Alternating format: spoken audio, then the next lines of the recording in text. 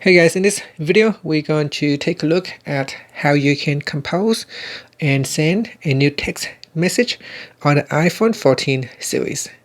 First, let's go back to the home screen by swiping up at the bottom of the screen. And on the home screen, open up the text messages app. In here I'm going to go to all messages, and in the messages list, tap on the compose button at the top. And this will allow you to compose a new message. In the to text field, put in a phone number, or you can put in a contact from the list. So put in a phone number, or you can tap on the add button and select a contact from the contact list. And then at the bottom, in the text messages text box, enter in the content that you want to fill in.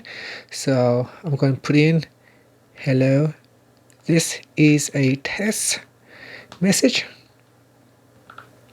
And on the left hand side there is an arrow. If you tap on that, it will expand, and in here you can tap on the camera if you want to use the camera to take a photo, to attach a photo, so you can take a photo. You can also tap on the effect button to add effect to a photo. So in here I can add in filter effects. So select an effect that you want to use. So swipe across here. There are quite a lot of different choices that you can choose. You can add in text. If you want to add text, you can swipe up to select a text. And in here you can put in the text. You can move this around the screen in the picture. And if we close that and go out here, you can also insert shapes. So you've got different shapes that you could insert. And then we close that. And here you got stickers. So you got stickers as well. You can move the stickers around the image, and then swipe across for emoji stickers and others. You can also use a pen to make a drawing in your photo. So there are highlighter, pencil, pen, rubbers, and rulers. So you can also tap on the add button to insert shapes, text, and other things. Now once you are done with the editing, tap on the save button and then tap on done. And this will allow you to attach pictures using the camera.